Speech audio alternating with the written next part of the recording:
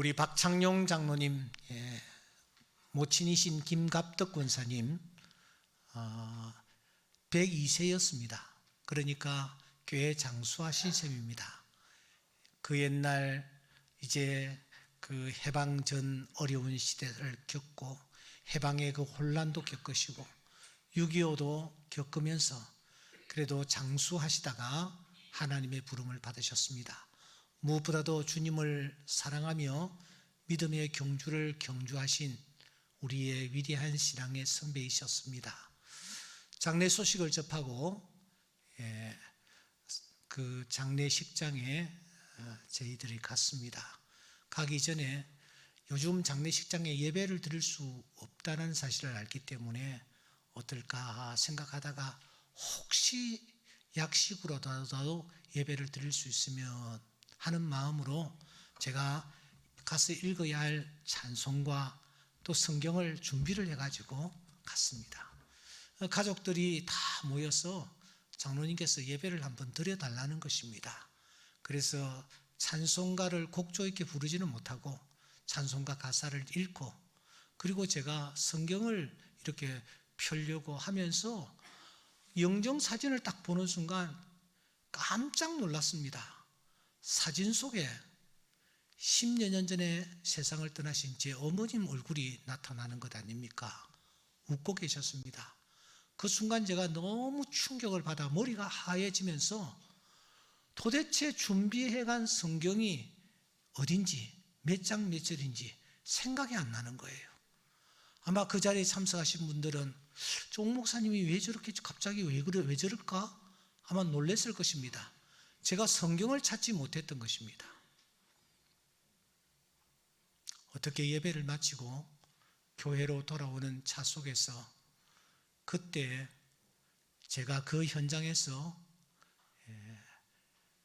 느꼈던 감정을 기록한 것이 있는데 그때 그 기록한 것을 한번 여러분들에게 들려드리도록 하겠습니다.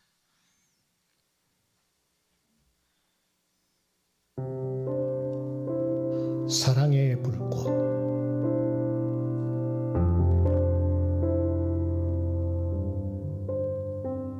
윙 하고 돌아가던 화장장 기계가 멈춰서더니 뚫어지게 응시하는 가족들 앞에 어머니가 다시 나타났다. 관도, 연포도, 수위도 다 사라졌다. 얼굴도, 가슴도, 손도, 발도 다 없다. 흔적뿐이다. 저게 발, 저 부분이 골반, 그리고 저 위쪽에 둥그런 바가지 모양으로 놓여있는 것은 얼굴이리라. 아, 불과 1시간 반 만에 이렇게 바뀔 수 있단 말인가. 금불 지펴 온몸 녹이며 밥 짓고 우리를 키우시더니 이젠 제 몸 마디마디 다 태우고 끝내 동강난 부지깽이로 아궁이 앞에 버려져 누워 계셨다. 오직 자식들의 불꽃을 보기 위해 자신을 기꺼이 태운 일생이 아궁이 가득 금불을 지피는 것으로 연기 같은 삶을 그렇게 마무리하신 것이다. 멍하니 서 있는 나에게 손짓을 한다. 장남, 다가오라고. 부지깽이로 발, 가슴, 얼굴을 차례로 옮겨 담으란다. 부스러질 것 같은 어머니 뼈를 집어들었다. 파쇄기가 돌아간다. 점점 속도를 더해간다. 뼈들이 춤을 춘다. 머리, 가슴, 손, 발이 함께 어울린다. 한 줌의 가루가 되는 게 저렇게 어렵단 말인가. 드디어 흰 종이에 쌓인 한 줌 가루. 부끄러운 듯 웃고 있었다. 보살핌이란 저런 부끄러움일까? 묘지로 향하는 차속. 유골함을 이리저리 쓰다듬으며 끝내 목이 맸다. 하얀 흑공에 그리움 퍼내는 소리가 들린다. 아들아,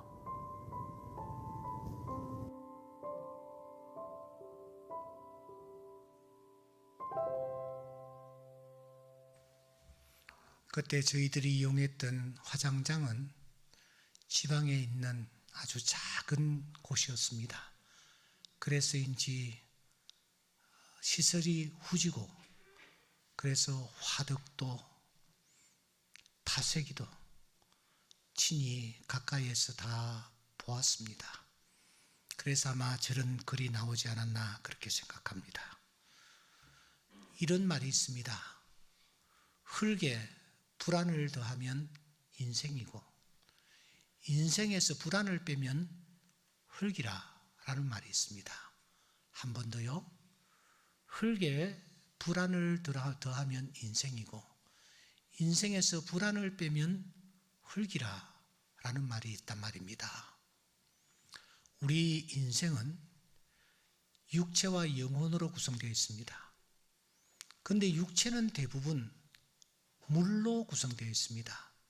그래서 이 물이 몸에서 빠져나가면 탈수 현상이 일어나면서 세포가 스탑됩니다. 그리고 이 탈수 현상이 심각하게 진행되면 그냥 숨을 거두게 되는 것입니다. 우리의 영혼, 즉 마음에는 불안이 거의 차 있습니다. 그런데 이 불안이 빠져나가면 오늘 글귀대로 그 사람은 흙이 되는 것입니다. 오늘 이 예배에 참석한 분들 가운데서 마음에 큰 불안을 안고 계시는 분도 있습니까? 감사하십시오. 그 불안이 빠져나가면 흙이 되기 때문입니다. 그 불안이 있기 때문에 우리는 살아 있는 것입니다. 오늘 본문에 두 종류의 사람이 등장합니다. 한 사람은 슬퍼하며 애통하고 있습니다. 불안해하고 있다라는 뜻입니다. 살아있기 때문에 그는 슬퍼하기도 하고 애통을 느낍니다. 불안해합니다. 그런데 또 한 사람은 전혀 미동조차 하지 않습니다. 그 마음에서 불안이 다 빠져나갔기 때문입니다. 그 사람은 지금 흙으로 화하고 있습니다. 이 사건이 여러분 언제적 사건일까요? 여기에 등장하는 사람들이 언제적 사람일까요?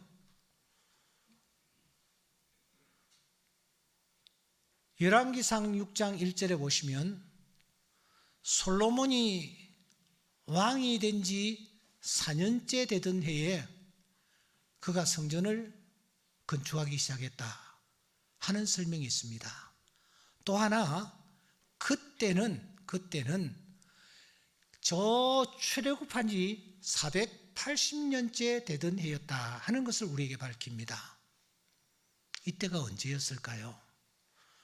여러분, 사울은 1050년부터 1010년까지 이스라엘의 왕이었습니다. 이어서 다윗은 1010년부터 BC 970년까지 이스라엘 나라의 왕이었습니다. 이어서 솔로몬이 BC 970년부터 930년까지 나라를 다스렸습니다. 그러니까 970년에 등극했던 이 솔로몬이 4년째 되던 해에 성전 건축을 시작했다고 했으니 BC 966년인 셈입니다. 이 966년에 솔로몬은 건축을 시작했고, 이 966년이 이스라엘 백성들이 출애굽한 지 480년째 되는 해였다라는 것입니다. 그런데 출애굽기서 12장 40절에 보면 이스라엘 백성들이 애굽에서 종살이를 430년 동안 했다고 말합니다. 그러니까 이스라엘 백성들이 출애굽을 한 해는 BC 1446년이 되고, 그 이스라엘 백성들이 저 가나안에서 애굽의 양식을 구하기 위하여 내려온 때가 BC 1876년이라는 계산이 나옵니다. 이 1876년은 대단히 중요한 사실을 우리에게 알려줍니다. 여러분, 그때 1876년에 애굽에 내려왔던 야곱이 죽었다고 생각했던 요셉이 애굽의 총리 대신이 되어 있다는 사실을 알고 직접 만났습니다. 그때가 언제였을까요? 요셉이 그때 나이가 몇 살쯤 되었을까요? 아시는 대로 요셉은 애굽에서 30살에 총리 대신이 되었습니다.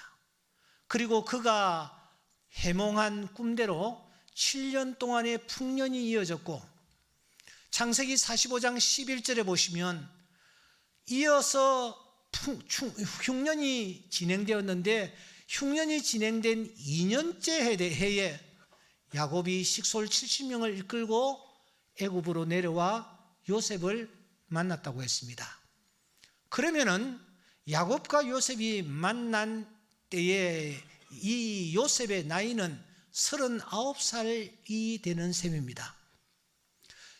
1876년에 요셉이 39살이었다면 요셉은 BC 1915년에 태어난 사람이라는 것을 알 수 있습니다. 또 1876년 애굽에 내려온 야곱이 바로왕 앞에 섰을 때에 바로왕이 묻습니다. 자네 나이가 얼마요? 했을 때에 창세기 47장 9절에 보시면 야곱이 자기 나이를 알립니다. 예, 제 나이가 130살입니다. 험악한 세월을 보냈습니다. 1876년에 야곱은 130살이었습니다. 그렇다면 이 야곱은 BC 2006년에 태어났던 것을 알 수가 있습니다. 야곱은 혼자 태어나지 않았습니다. 에스와 쌍둥이로 태어났습니다. 에스와 쌍둥이로 태어나던 그 해에 아버지 이삭의 나이는 얼마였습니까? 창세기 25장 26절에 보면은 이 이삭이 60세였을 때에 쌍둥이를 낳았다고 말합니다. 그러면은 이삭은 2066년에 태어났다라는 것을 우리가 확인할 수 있습니다. 아브라함은 이 이삭을 몇 살에 낳았습니까? 창세기 21장 5절에 보면은 100세에 낳았다고 합니다. 그렇게 계산하면은 이 아브라함은 언제 태어났느냐? BC 2166년에 태어났습니다. 아브라함과 아내 사라의 나이는 10살 차이라고 창세기 17장 17절에서 말씀하고 있습니다.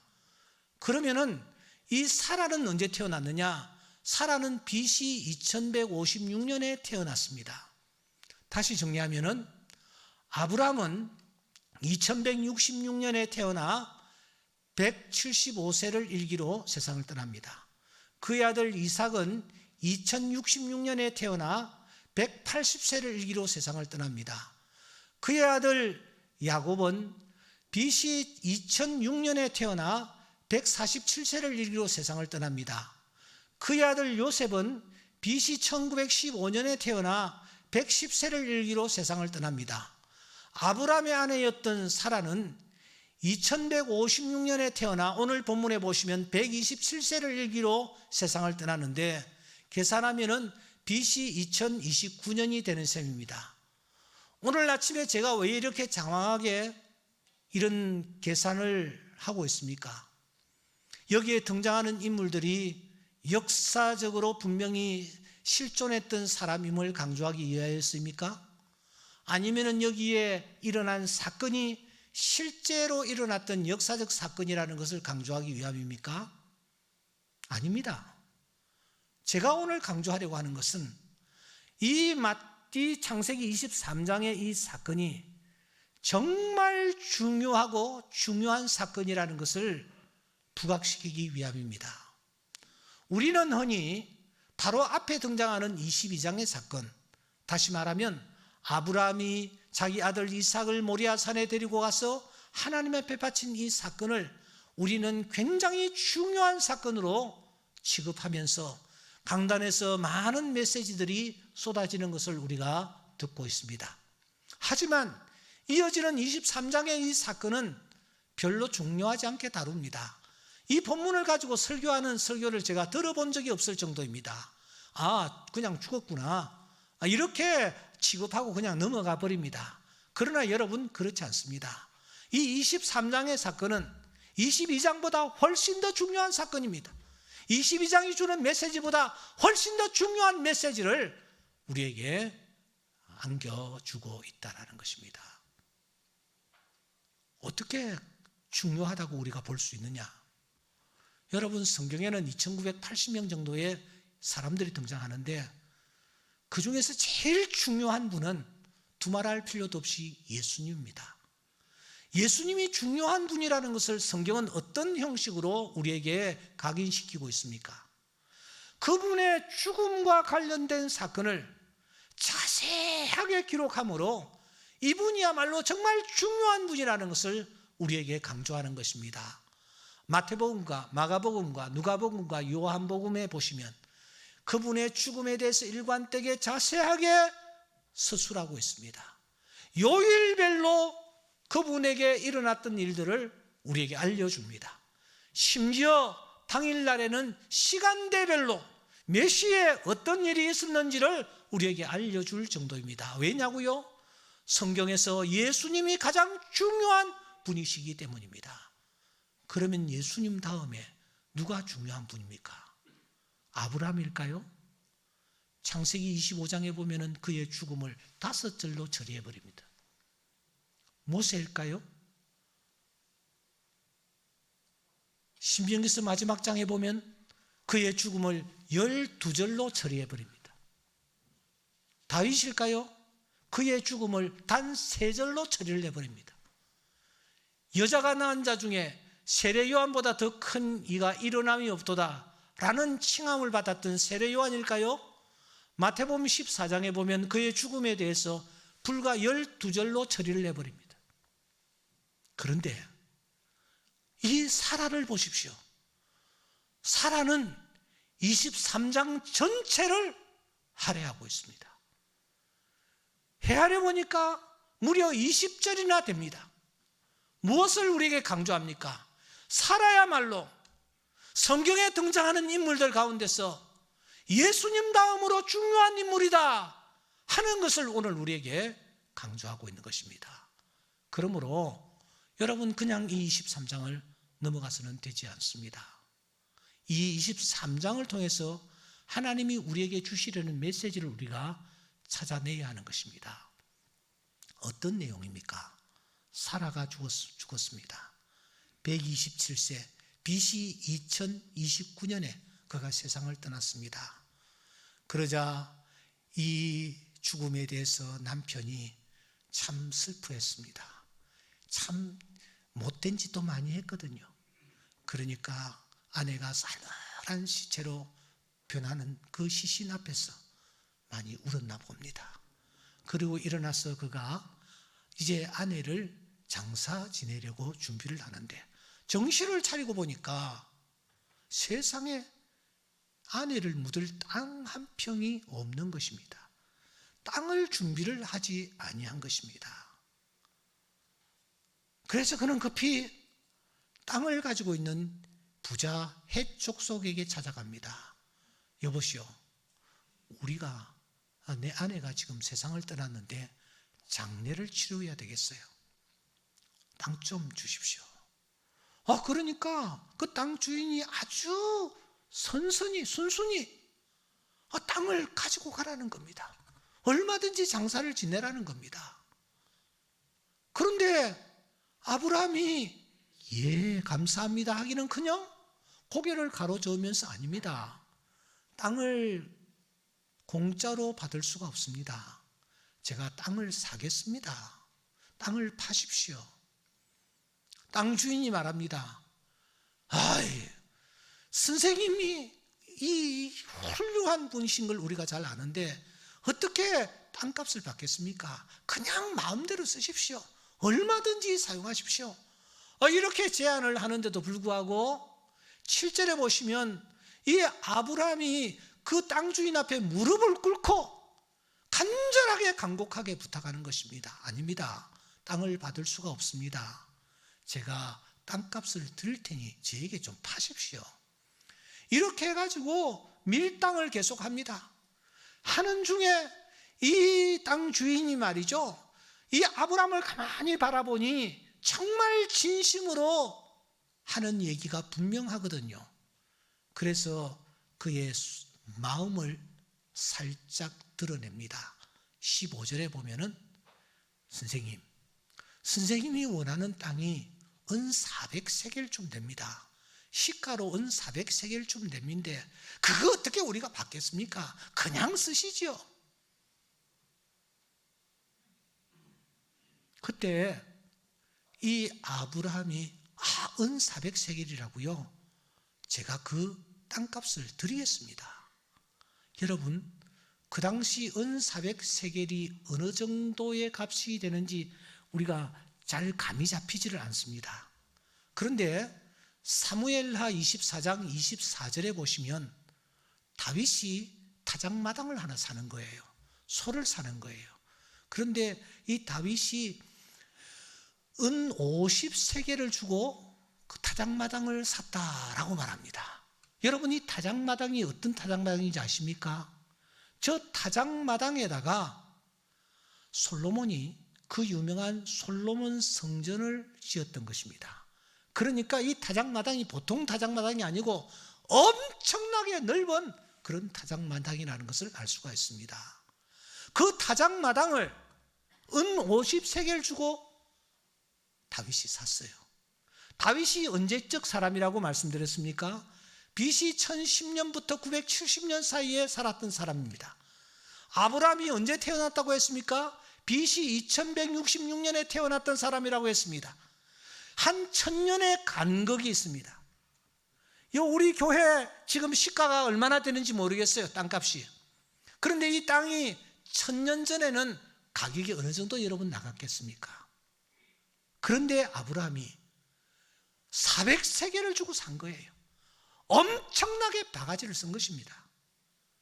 그런데도 아브라함은 한마디 군소리 없습니다. 그 사람들이 땅값 달라는 대로 다 주고 18절에 보시면 사람들 앞에서 등기 이전을 합니다. 소유로 확정했다라는 말은 등기 이전을 쳤다 그 말입니다. 등기 이전을 하고 난 뒤에 19절, 등기 이전을 한 그 땅에다가 아내를 묻고, 다시 한번 20절에 보면은 등기 이전을 했더라, 그렇게 하고 이 23장이 마무리되는 것입니다. 우리는 이 사건을 앞에 놓고 두 가지 중요한 질문을 던져야만 합니다. 첫째 번 우리가 던져야 할 질문은 이것입니다. 아니, 왜 아브라함은 여태까지 땅 한 평도 없이 그렇게 살았을까 하는 질문입니다. 너무 가난해서, 그래서 땅을 살 여력이 없었기 때문에 땅 한 평도 없이 그렇게 살았을까? 아닙니다. 아브라함은 창세기 12장 4절 말씀에 보시면 가나안 땅에 75세에 들어왔으므로 한 60여 년의 긴 세월이 흘렀습니다. 그 60여 년 동안 우여곡절도 많았습니다만은 한 가지 분명한 것은 이 아브라함이 가나안 땅에 들어와 크게 거부가 되었다라는 것입니다. 그는 318명의 식솔들을 거느리고 있었습니다. 그는 가나안 땅 5왕과 싸움을 해서 전쟁에서 이길 정도로 막강한 힘을 가지고 있었습니다. 그러므로 재력이 대단했던 이 아브라함, 땅을 구입하려고 하면 얼마든지 구입할 수 있는 여력이 있었습니다. 그런데 이상하게 아브라함이 땅이 없는 것입니다. 땅을 구입하지 않는 것입니다. 왜 그랬을까요? 우리는 그 이유를 두 가지 상황에서 확인할 수가 있습니다. 첫째는 아브라함에게 붙여진 별명을 통해서 우리가 짐작할 수 있습니다. 여러분, 별명이라는 것은 그 사람의 특징을 제일 잘 드러냅니다. 거짓말쟁이, 아주 꼬장꼬장한 놈, 그런 별명들은 그 사람의 그 본 성품을 잘 드러내는 것입니다. 아브라함의 별명이 무엇인지 아십니까? 아브라함은 창세기 14장 13절에 보시면 히브리인이라는 그런 별명을 가지고 있었습니다. 사람들이 전부 다 아브라함을 보고 히브리인 이렇게 불렀습니다. 여러분, 히브리인이라는 말의 뜻이 무엇입니까? 두 가지 뜻이 있습니다. 하나는 큰 강을 넘어온 사람이다, 그런 뜻을 가지고 있습니다. 예, 아브라함은 유프라테스 강이라는 큰 강을 넘어와 가나안 땅에 정착한 사람입니다. 그렇게 큰 강을 넘어온 사람이 없었나 봅니다. 그래서 사람들은 아브라함을 강을 넘어온 사람이라고 불렀습니다. 이름 대신에 별명을 불렀다라는 거예요. 또 하나, 히브리인이라는 말 속에는 에불라라는 말에서 히브리라는 말이 파생되었기 때문에 에불라 왕국의 사람이라는 뜻이 포함되어 있습니다. 에불라 왕국은 세계 4대 문명의 발상지 중에 하나인 그 유명한 메소포타미아 문명이 있는 그 지역에 세워졌던 강력한 대국이었습니다. 그 강력한 대국의 수도가 바로 하란이었습니다. 그러니까 에불라 사람이라는 이 말 속에는 이 아브라함이 가나안 땅에 들어와 조그마한 가나안 땅에 생활하면서 늘 자기를 으스대고 폼 잡는 거예요. 나는 이래 봐도 에불라 왕국의 사람이야. 너희들하고 내가 완전히 달라. 내가 어쩌다 보니까 여기와 흘러 들어와 너희들과 같이 생활하고 있지만 나는 근본적으로 다른 사람이야. 나는 에불라 왕국 시민이야. 이렇게 자기를 으스대며 살았기 때문에 사람들은 이 아브라함을 히브리인이라고 불렀던 것입니다.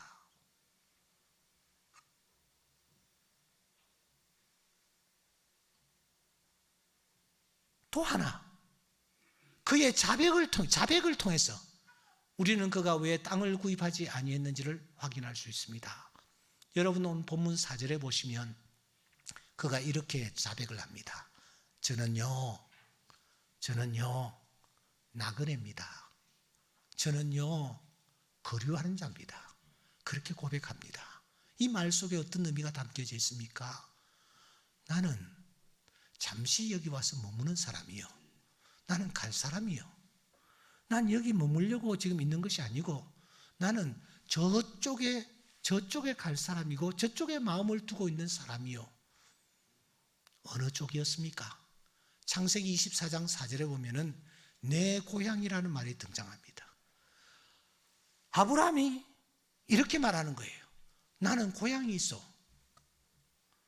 나는 고향이 있어. 자기의 몸종을 하란으로 보내면서 내 고향으로 가서 이렇게 말하는 것입니다.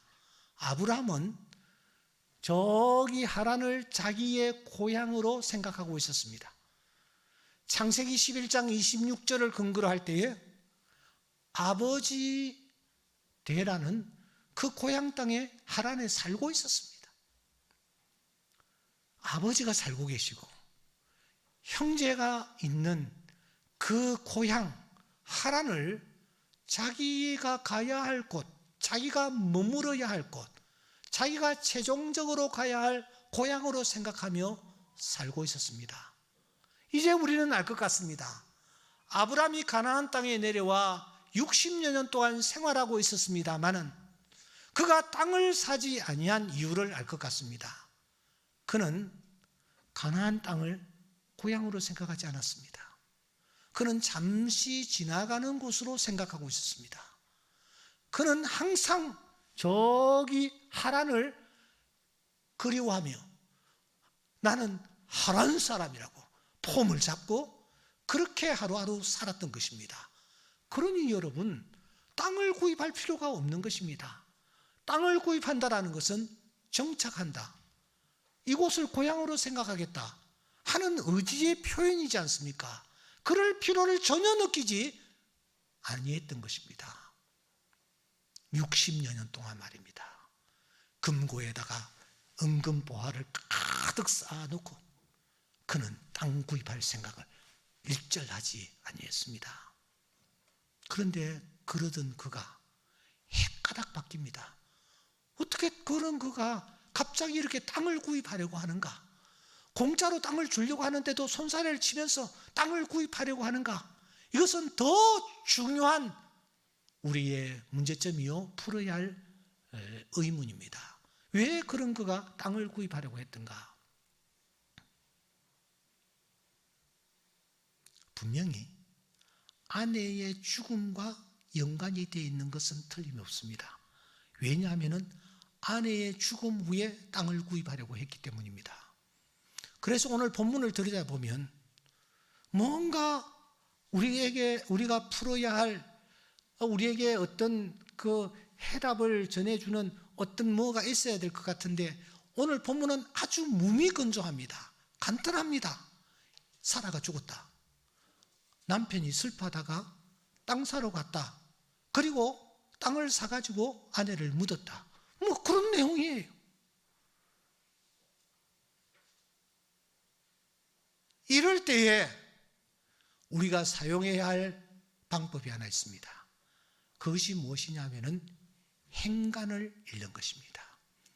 여러분, 행간이라는 것이 있습니다.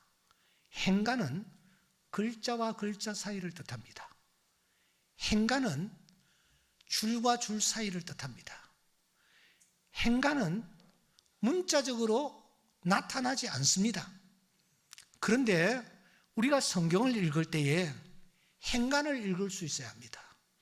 다시 말하면 글자 속에 나타나지 아니한 하나님의 뜻, 그 뜻이 어떤 경우에는 더 크게, 더 우리에게 중요한 메시지를 안겨줄 때가 많기 때문입니다. 그래서 오늘부터 몇 주에 걸쳐서 행간을 읽어라라는 제목으로 제가 말씀을 전하려고 생각합니다. 오늘 이 본문도 행간을 읽어야 합니다. 행간 속에 하나님께서 오늘 우리에게 주시는 중요한 메시지가 담겨져 있기 때문입니다. 행간을 읽기 위해서는 이 본문과 관련된 성경을 우리가 먼저 찾아서 살펴보는 것입니다. 여러분, 창세기 23장 이 사라의 죽음과 관련된 성경은 어디에 있을까요? 이사야서 34장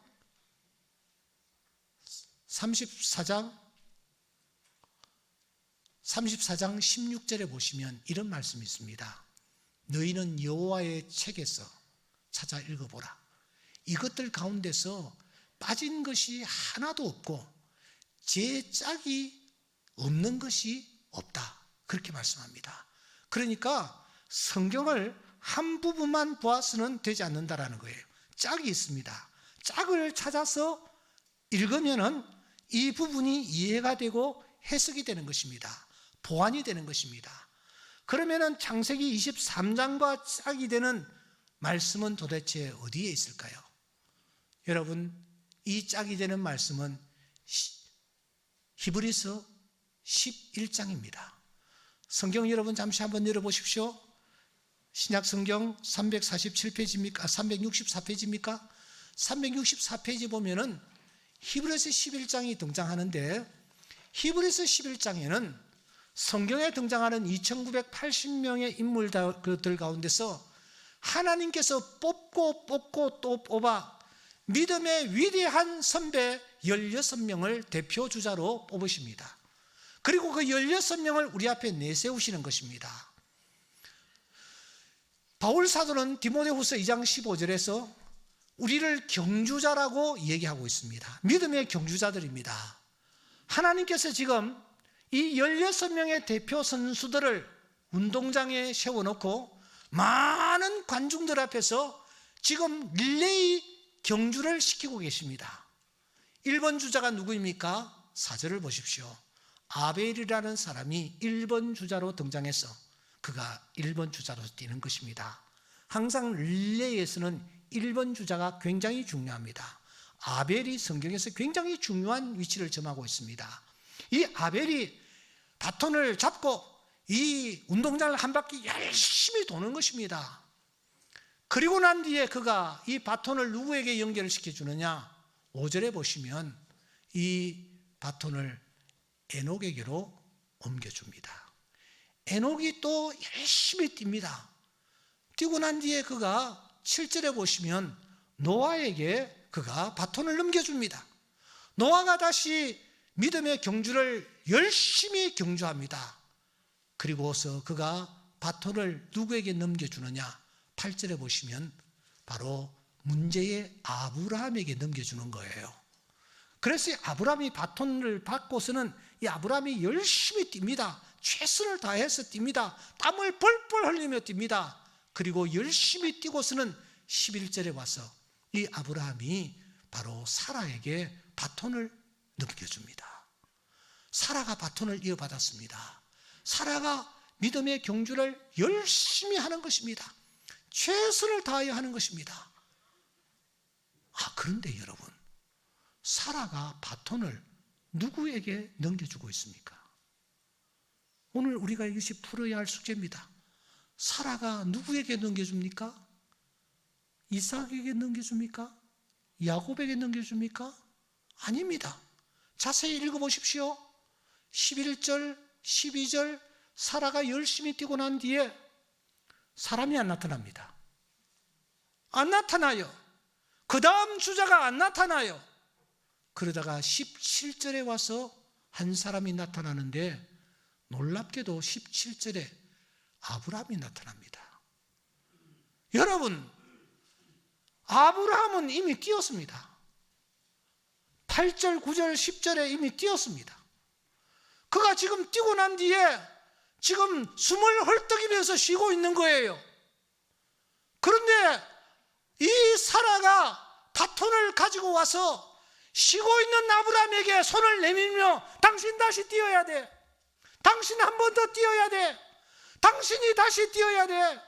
하면서 이 사라가 바톤을 아브라함에게로 넘기는 겁니다. 우리는 여기에서 중요한 진리를 발견해야 합니다. 사라가 한 번 뛴 아브라함에게 왜 바톤을 넘기고 있는 것일까? 그래서 우리가 눈여겨 히브리서 11장을 찾아보면은 13절부터 16절까지 이 사라와 아브라함 사이에 얘기가 오가고 있는 것을 확인할 수 있습니다. 남편과 아내가 얘기를 나누고 있습니다. 이 얘기의 주제가 무엇입니까? 바로 고향 얘기입니다. 13절부터 16절까지 보십시오. 고향 얘기를 지금 하고 있지 않습니까? 나온 바 본향, 더 나은 본향, 고향 얘기를 지금 하고 있는 거예요. 누가 지금 얘기를 나누고 있는 것입니까? 사라와 아브라함이 얘기를 나누고 있는 것입니다. 고개를 끄덕이던 아브라함, 17절 다시 그가 뛰는 것입니다. 다시 뛰는 것입니다. 한 번 뛰었는데 다시 뛰는 것입니다. 이것은 오늘 우리에게 중요한 메시지를 던져주는 것입니다. 아브라함과 사라가 고향 얘기를 나누고 있었습니다. 언제? 창세기 23장 이 사라가 죽기 직전에 유언처럼 남편에게 고향 얘기를 한 것입니다. 어떤 얘기를 했을까요? 사라가 지금 숨이 끊어지기 직전입니다. 그의 온몸은 점점 차가워지고 있습니다. 그때 사라가 남편의 손을 붙잡고 얘기하는 것입니다. 여보, 우리가 지금까지 이 가나안 땅에 60여 년 동안 살면서 우리는 이곳에서 나그네처럼 살았어. 우리는 이곳을 타향으로 생각하며 살았어.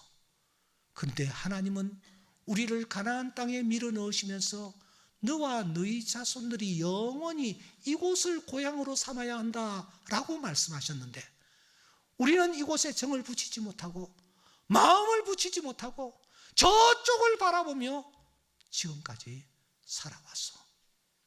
여보, 내가 간절히 부탁이 하나 있어. 나는 내 고향 땅에 묻히고 싶소. 나를 남의 땅에 묻지 마시오. 이곳을 우리의 영원한 고향으로 만들도록 당신이 땅을 사서 나를 장사 지내 주시오. 사라가 마지막 한순간 이렇게 간절히 부탁을 했을 때에 아브라함이 고개를 끄덕이며 무엇이라고 했겠습니까? 여보, 당신 말 들으니 우리가 40년 동안 60년 동안 이곳에 생활하면서도 기회만 있으면 빠져나가려고 생각하고 마음과 정을 붙이지 못하고 이곳에 지금까지 살았던 것을 후회하며 다시 내가 이곳에 마음을 붙이고 내가 땅을 사서 당신을 이곳에 묻겠소. 그리고 나도 이곳에 묻히겠소. 내 자녀 손들도 이곳에 묻히도록 하겠소. 여러분, 사라가 한 것이 무엇입니까? 지금까지 한 것이 무엇입니까?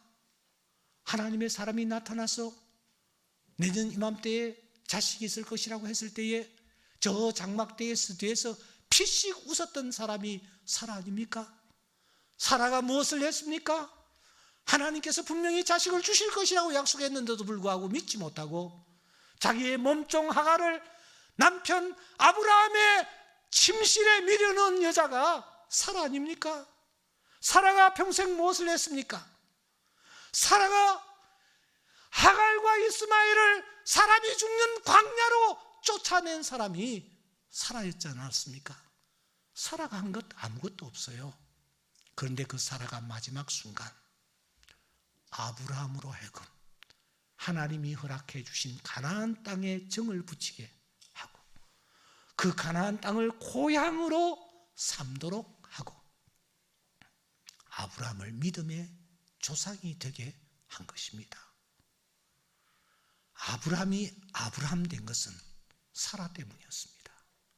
사라의 그 간절한 충고, 그 마지막 유언, 그것 때문에 아브라함이 가나안 땅을 고향으로 삼게 된 것입니다. 사라는 여러분, 그렇다면 아브라함이 고향으로 삼은 가나안은 도대체 무엇을 뜻합니까?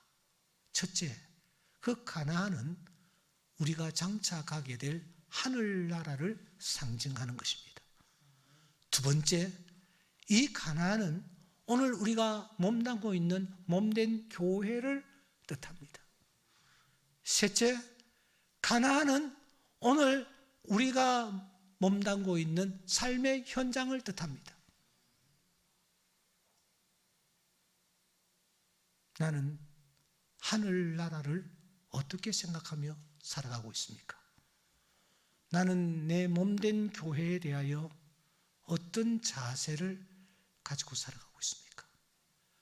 나는 내 삶의 현장을 어떻게 바라보며 살아가고 있습니까? 말씀을 맺겠습니다. 우리는 이 사건을 앞에 놓고 두 가지 중요한 질문을 던져야만 합니다. 첫째, 나는 혹시 오늘 이 시대의 아브라함은 아닌가 하는 것입니다. 아브라함은 아닌가? 몸담고 있음에도 불구하고 여기에 마음과 정을 쏟지 않는 것입니다. 기회만 있으면 빠져나가려고 하는 것입니다. 마음을 다른 곳에 두고 있는 것입니다.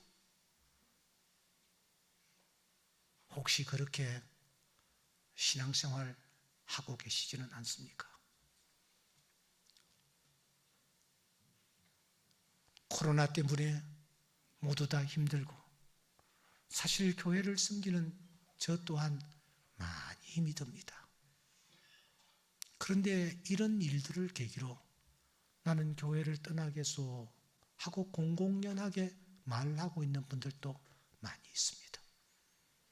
그리고 이 일을 계기로 교회를 떠난 사람들도 많이 있습니다.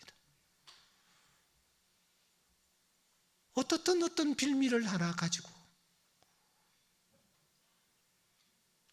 하나님이 허락해 주신 가나안 이 몸된 교회를 떠나려는 그런 오늘 이 시대의 아브라함은 아닌가. 두 번째, 혹시 내 곁에 아브라함은 없는가 하는 것입니다. 여러분의 남편이 아브라함은 아닙니까? 여러분의 아내가 아브라함은 아닙니까? 여러분의 자녀들이 아브라함은 아닙니까? 겉으로는 내 세례도 받고 겉으로는 우리 집안의 자식인데 전혀 신앙생활을 하지 않고 기회만 있으면 빠져나가려는 아브라함이 오늘 우리 곁에는 없는가? 우리가 행간을 통하여 하나님이 오늘 우리에게 주시는 메시지에 귀를 기울여야 합니다. 나는 아브라함이 아닌가? 내 곁에 있는 내 자식, 내 아내, 내 남편은 혹시 아브라함이 아닌가? 우리 자신들을 한번 돌아보면서 우리가 잠시 후에 하나님 앞에 서게 될 것을 생각하며 사라가 행했던 이 진지한 자세로 내 곁에 아브라함을 믿음의 조상 아브라함으로 만드는 이 일을 하다가 하나님이 부르실 때에 하나님 앞에 설 수 있는 주의 귀한 자녀들 다 될 수 있기를 주의 이름으로 축원합니다. 기도드리겠습니다.